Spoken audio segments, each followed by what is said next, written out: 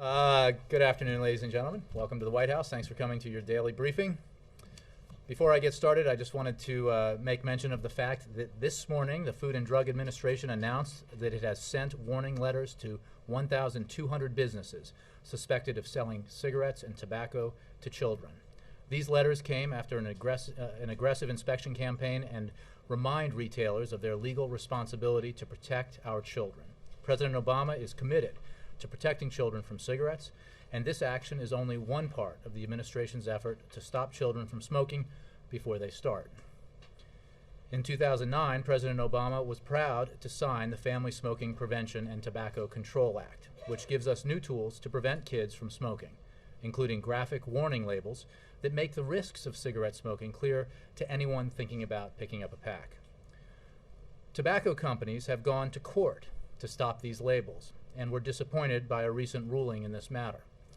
Tobacco companies shouldn't be standing in the way of common sense measures that will help prevent children from smoking, but we are confident that Big Tobacco's attempt to stop these warnings from going forward will ultimately fail. Associated Press. Thank you. Are you able to confirm that the administration is going to delay a decision on the Keystone Pipeline while it studies the possibility of another route? Julie, as you know, and as we've said repeatedly, that process of review is housed within the State Department. I expect that any decision about the status of that process or any announcement that might be made about that will come from the State Department, so I would direct you to Foggy Bottom for that. Has the White House been told anything by the State Department that... You know, I don't want to get ahead of the State Department. It's their obligation, responsibility to make announcements about processes, so I think if you direct your attention over there, you'll find what you need. Would the President like to see a decision on this pushed back until after the 2012 election, given that so many of his supporters oppose the pipeline? The President wants the best possible decision, and I think he made clear in an interview the week before last what he views are the criteria necessary by which to judge whether the decision is the right one, and or how to make that decision, including issues of public health, climate change, economic growth and jobs. All of these things have to be factored into a decision that's made. And that process, as you know, and as we've said repeatedly, is run out of the State Department in accordance with an executive order that was signed during the previous administration, also in accordance with decades of previous practice. It is an open process, however. It's not made in the vacuum, and the State Department takes input in this process from the public, as well as stakeholders, as well as many agencies within the executive branch. The President fully expects that the decisions made by the State Department will reflect his views. It is the Obama administration, after all. And just quickly on one other topic, in Italy, it looks like the Italian government is going to have Berlusconi step aside perhaps as early as Monday and get a new government in place. Is the President supportive of that quick turnover in Italy in order to get a hold of their debt crisis? I can tell you, Julie, that the President spoke with President Napolitano this morning about the situation in Italy. He expressed confidence in President Napolitano's leadership to put an interim government in place in Italy that will implement an aggressive reform program and restore market confidence. Alistair. Following up on that, are you able to read out any other calls that the President has made to leaders in Europe today? I don't have any other calls to announce or read out at this moment. Okay. Turning to the special committee, does the President detect that the committee is making any progress, and does he intend to step in at all to help them? Let me make a couple of points about that. The President participated in great detail in prolonged negotiations with Congress, with Republican leaders in Congress over the summer, as did the Vice President. He participated in very quiet, specific negotiations with the Speaker of the House to resolve our long-term and medium-term deficit and debt problems. And his views and the administration's views on these matters are quite well known by those who are trying to make decisions now. Beyond that, and then of course when the Speaker was unable to reach a deal, walked away from the table on the so-called grand bargain. In the end, what was important was that we make sure the debt ceiling was raised and we did not default on our obligations, and that we pushed back that we absolutely refused to go down the road that Republicans wanted us to go down, or some did, which is having the circus of raising the debt ceiling occur again this year or every 6 months, whatever it is that they wanted. The president successfully negotiated that in the Budget Control Act, and that act contained within it the provision that set up this super committee by Congress, creating a congressional committee with members of Congress appointed by the leaders of both houses and both parties to come to a resolution in a bipartisan way on a medium and long-term deficit and debt reduction plan. When that process began, as you know, the president laid out in detail, living within our means and investing in the future, his detailed, comprehensive proposal for medium and long-term deficit and debt control. His views are well known. I'm sure, will have conversations with members of Congress of both parties in the future about what he thinks they ought to do, but what he will probably refer them to are some of the page numbers in this very document. So the irony of the situation we're in here is that it's not that hard to figure out how we get from here to there. Is he seeing any progress? Well, that's the first part of your question, which I'll get to now. It is certainly a step in the right direction that Republicans are actually uttering the R word now, at least some of them, because there is no credible way to achieve significant deficit and debt reduction if it's not balanced.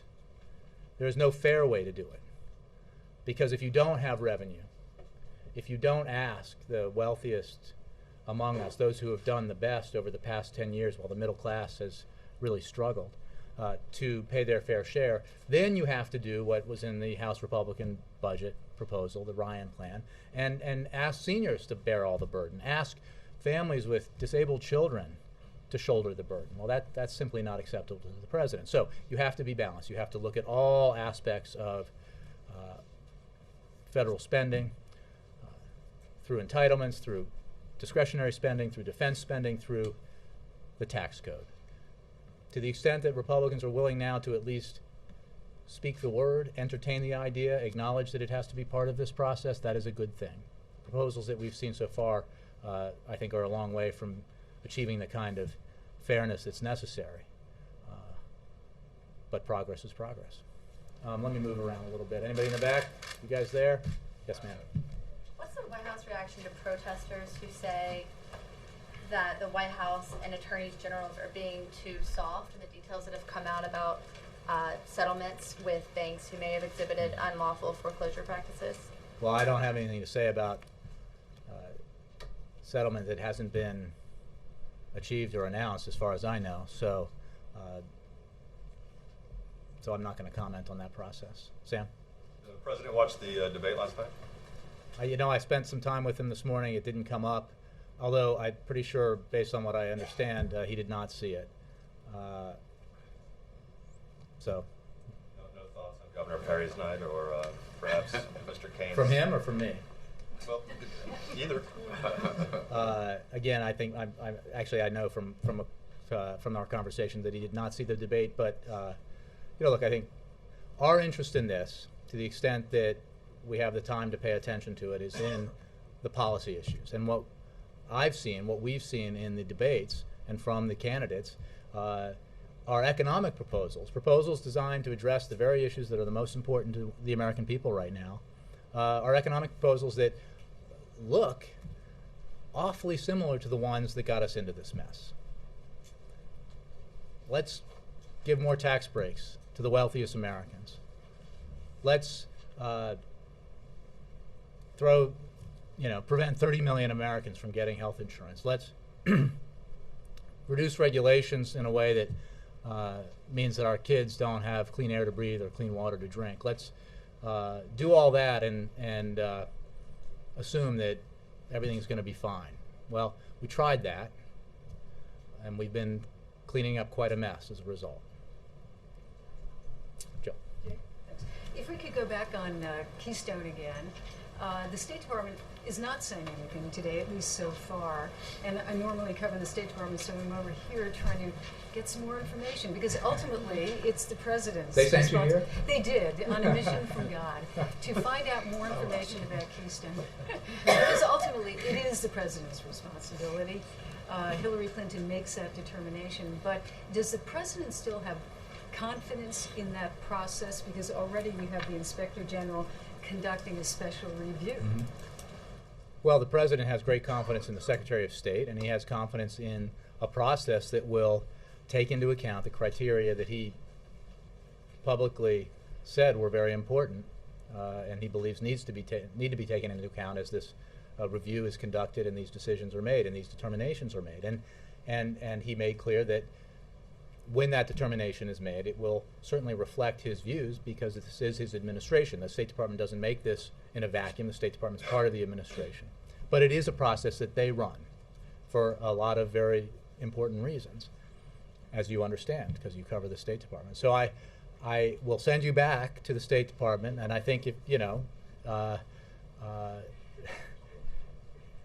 you will find there the answer that you were looking for when it comes to announcements about process.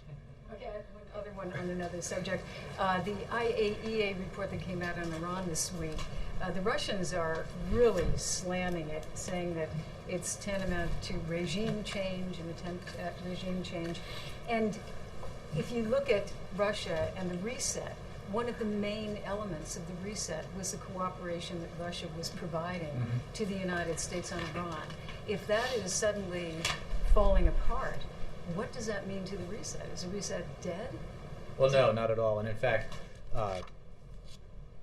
all of us in the P5+1 stand firm together in our belief that an Iran armed with nuclear weapons is an intolerable threat to regional and international security, and we remain determined to prevent that outcome. Moreover, we share a strategic goal with Russia, and our efforts with Russia have produced a situation, and our efforts with international partners everywhere have produced a situation where Iran is now suffering, if you will, the regime is, from the most stringent set of sanctions, the most stringent sanctions regime that it has ever faced.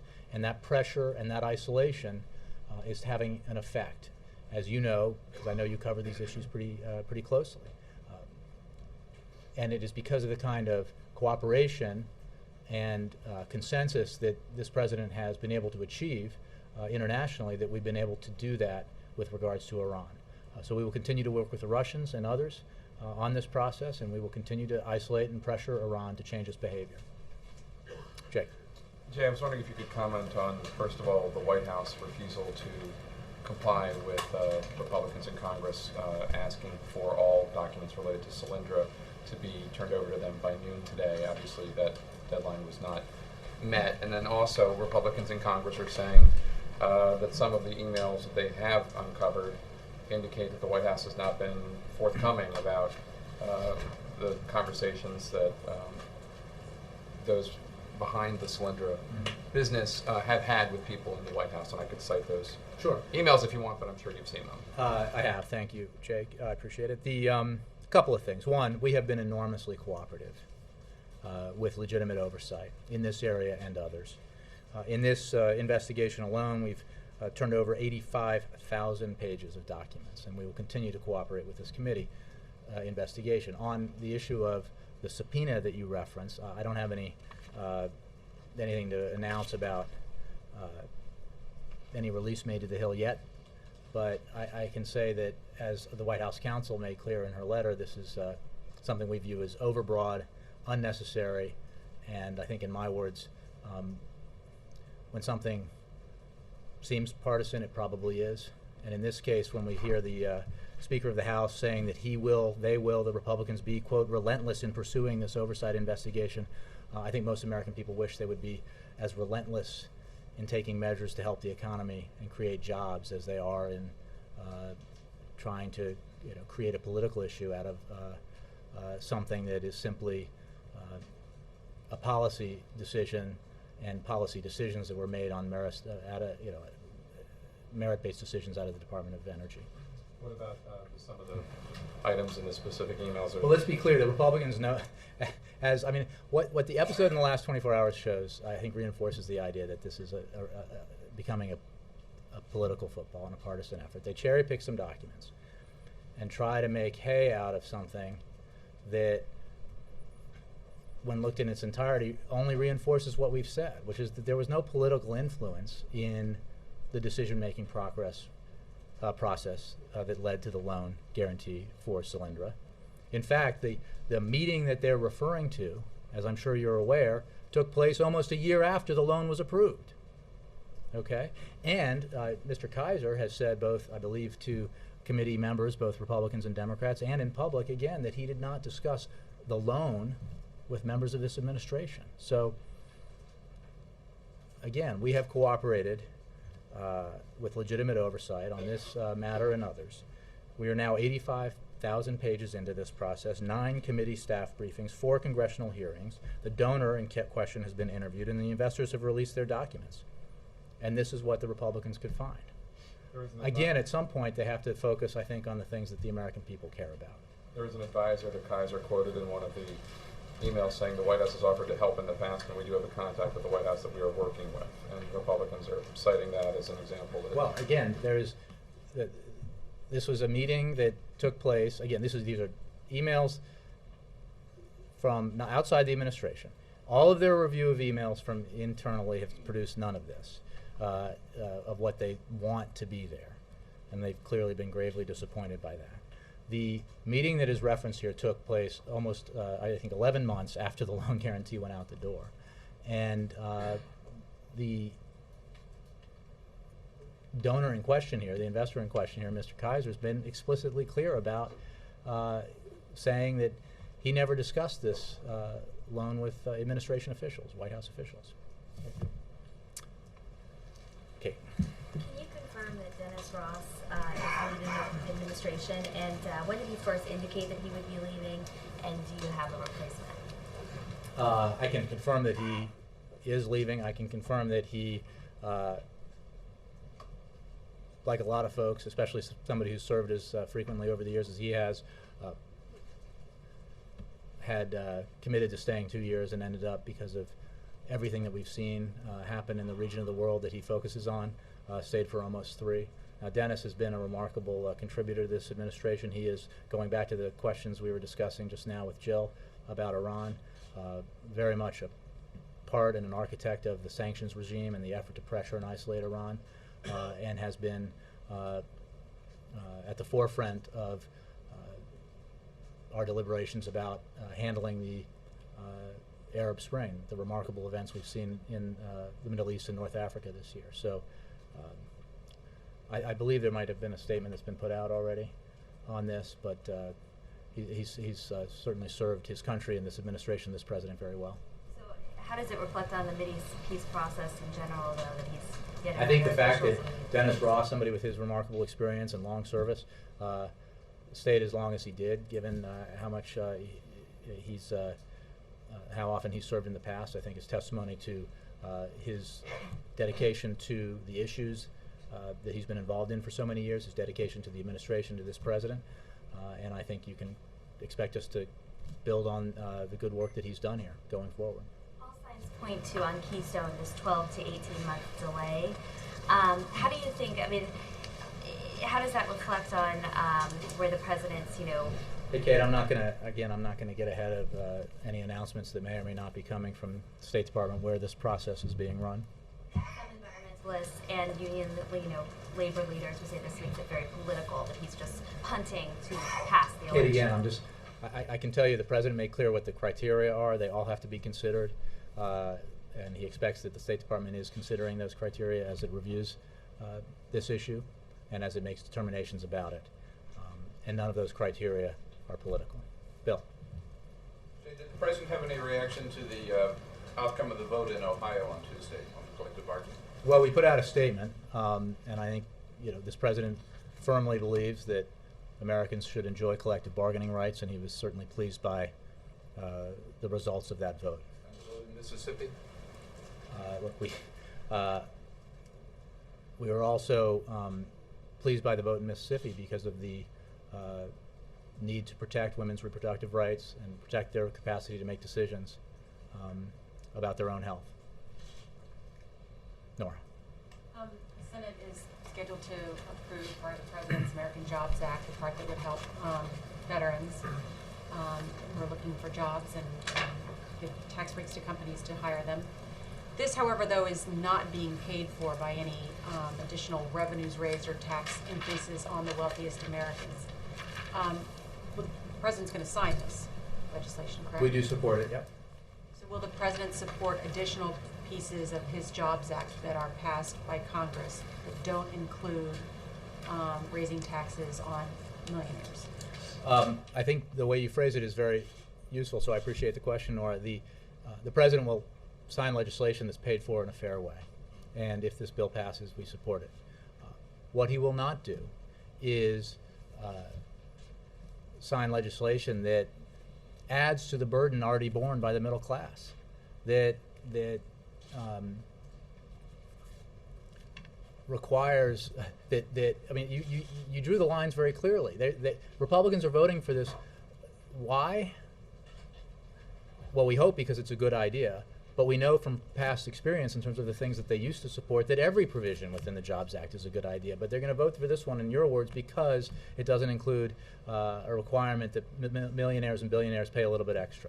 So that's their bottom line, I guess, is the way you're putting it. We certainly hope that's not the case when it comes to putting 400,000 teachers back to work, or rebuilding our bridges and highways and schools, or giving and extending and expanding a tax cut to 160 million Americans, $1,500 on average for each American family.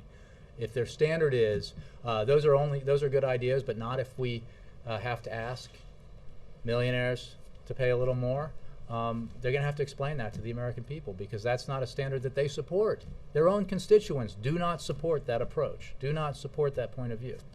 You said paid for in a fair way, but it's being paid for, my understanding is, by extending a fee the Veterans Affairs Department charges to back home loans. Is that fair?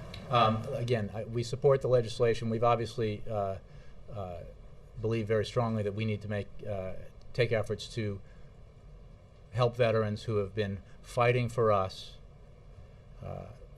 come back to the country and not have to fight for a job.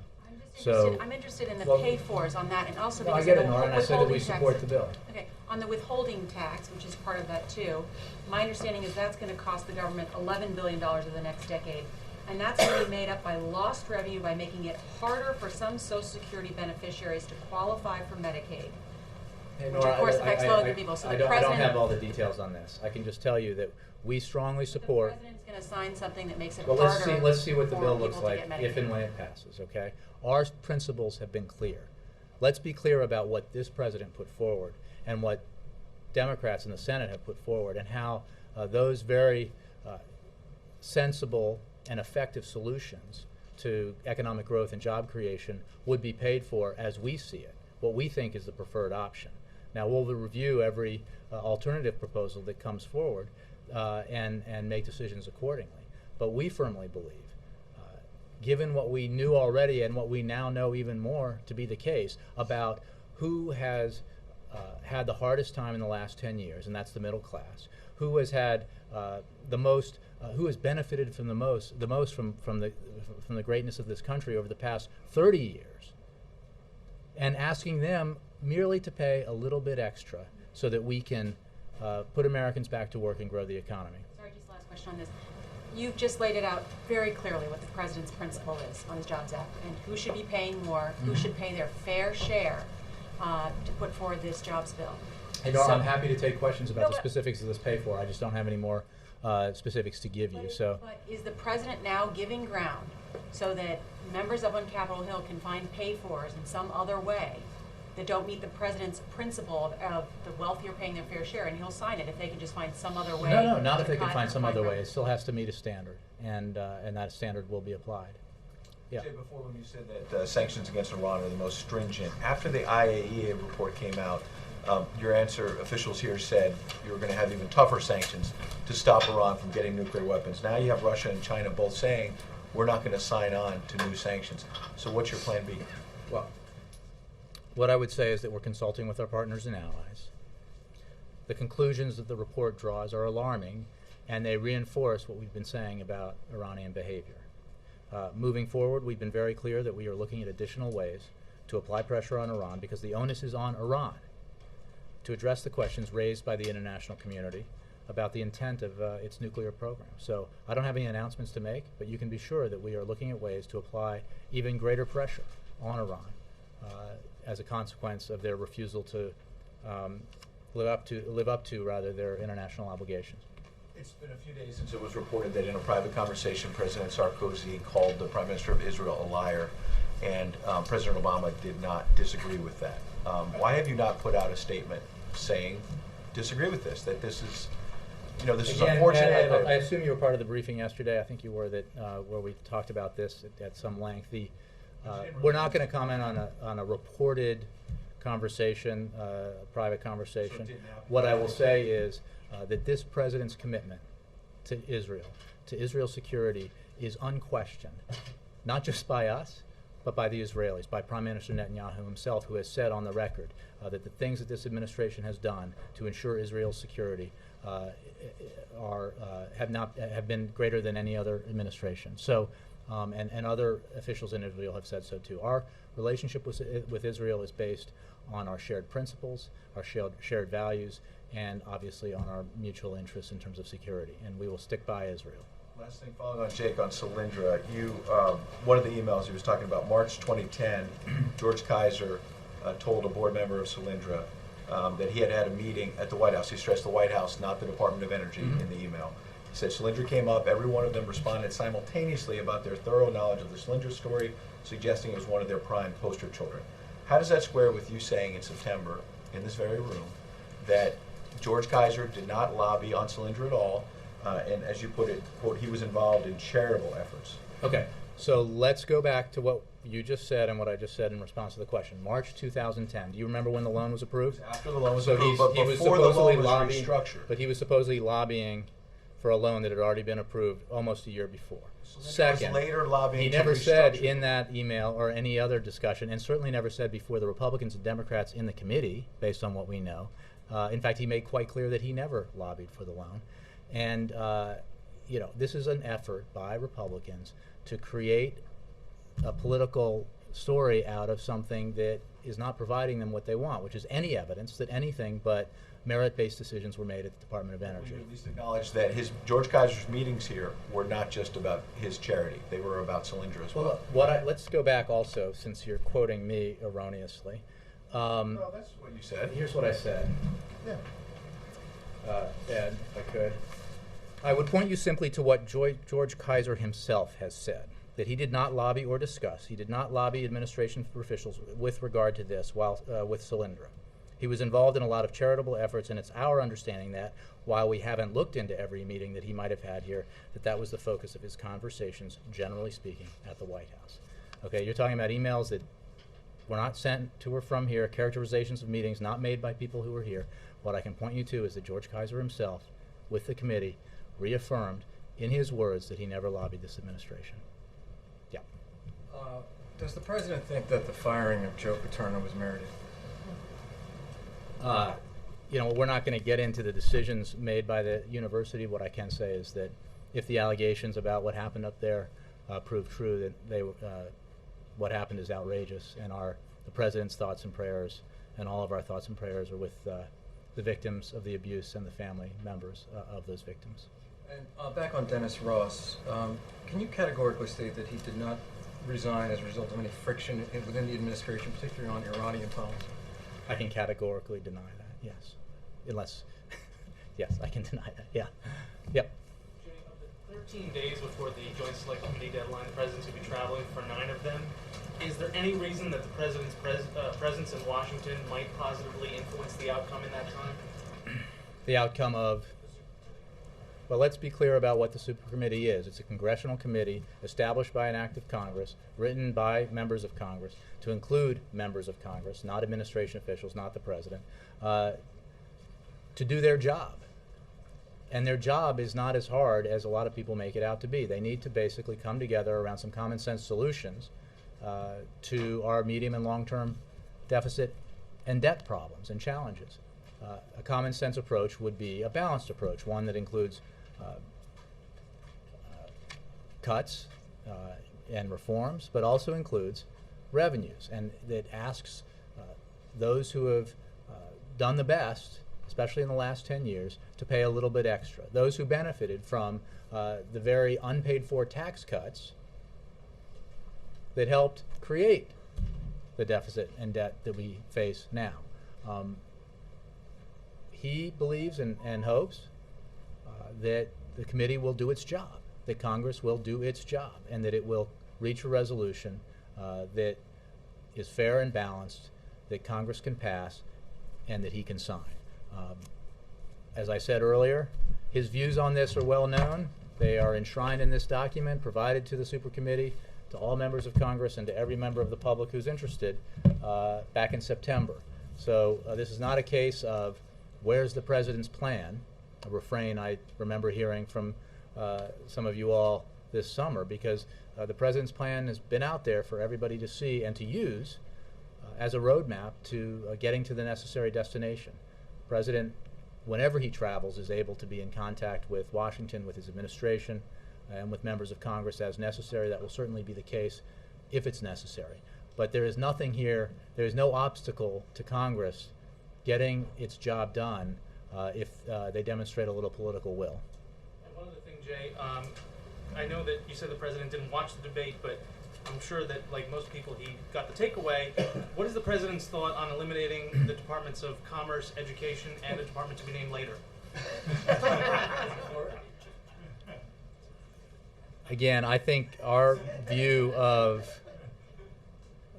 the debates and the primary process underway in the Republican Party is simply focused on policy proposals and what solutions are being put forward to the challenges that we face as a country, principally the economic challenges and the jobs challenge that we face.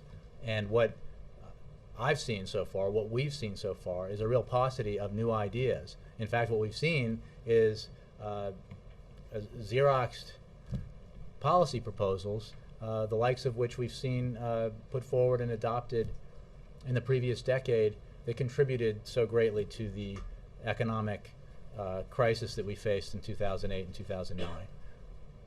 So that's the focus. To the extent that we are paying attention at this point, and we will be paying more attention later, and we aren't paying great attention now, it's on the policy proposals. The elimination of 3 departments isn't Xeroxed from any particular. Well, putting aside the incident that refers to, I think that this president is for serious policy solutions and not bumper stickers, and that has been demonstrated. I get to pull it out a third time by the comprehensive nature of the kind of policy proposals he puts forward. So you guys have this, yeah, but I'm happy to provide it again. Although perhaps online, because we're interested in saving money around here. Victoria. Isn't we can't wait a bumper sticker policy? Yeah, but it's backed up by serious substance. Yeah. Jay, the IAEA report makes clear that Iran has made considerable progress towards obtaining a nuclear weapon. And during quite a lot of that time, they have been subject to what you describe as stringent sanctions. So would you agree that those sanctions have not been effective in deterring them? Well, I would agree that those sanctions have been stringent.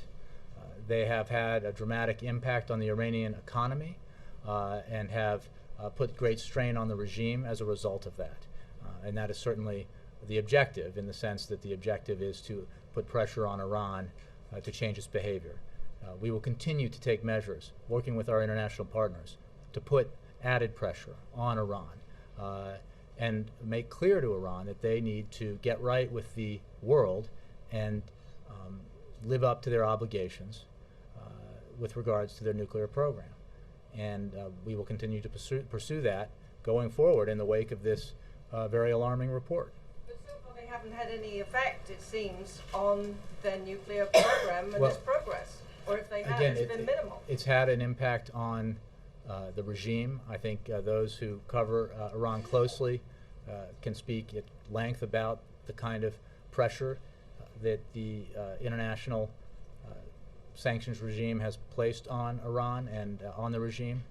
And the president himself of Iran recently admitted as much. And we will continue to ratchet up the pressure to encourage and urge Iran to change its behavior. Ayatollah Khamenei said today that any attack on Iran by Israel or the United States would be met with an iron fist. Do you have any response to that? My response is simply that Iran should live up to its international obligations. Yes. When you articulate the diplomatic strategy toward Iran, you seem to keep leaving out this big middle step. I mean, if it's continue to increase the pressure, lead to isolation, is eventually supposed to lead to them withdrawing any aggressive nuclear intentions. What's the middle step? What leads one to the other? Well, that's about predicting the future and where the tipping point is. What we know is that the pressure has... Intention. I mean, you have the intention to do The intention one, is to change the other. behavior and by ratcheting up pressure on Iran. And we will continue to do that. I'm not sure what you're asking.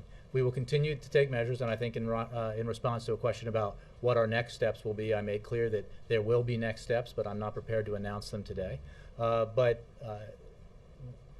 We will enhance the pressure, enhance the isolation, and Iran will feel that. And it will have an effect on the Iranian economy and on the Iranian leadership. Second, well, we were pursuing a diplomatic channel. That's correct. It is also the case, as we have said all along, that we take no options off the table, and that remains the case today. There is quiet in the room. Mark? Who's he going to root for tomorrow in that ball game on the deck, the Vincent? Michigan or North Carolina? You know, I don't have an answer to that question. We'll have to see. He may talk about it tomorrow. Yeah. Can you just, since you brought that up, can you just tell us a little bit about why he's going to see that game? I don't have a lot to tell you about it now, except that it's pretty exciting, and the fact that it's taking place on the USS Vincent is doubly exciting, and I think he will take the opportunity to honor American servicemen and women for their tremendous service and sacrifice to this country. He will certainly use this as an occasion to do that, but I'm sure we'll have more details about it tomorrow. Thanks, Jay. One more, Larry. One more. Yes, ma'am. Thanks, Jay. Following up on something you've been asked previously, last night after the debate, the president's reelection team sent out a number of comments about Romney's comments last night. Given the developments in the recent days, is the administration ready to say that you do see Romney as the eventual frontrunner nominee? It is not for us to decide who will be the nominee of the other party. We will leave that to, as we should, the voters in the primaries and caucuses to come. Our views on this are pretty limited to an examination of the policy proposals that the candidates, both leading and otherwise, have put forward.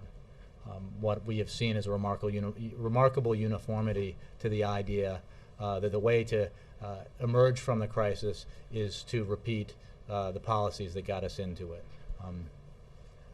In our view, that's not a great solution. Thanks. Did we see the news clips of the brain freeze? Again, when I spoke with him this morning, he had not seen any of the debate. Thanks.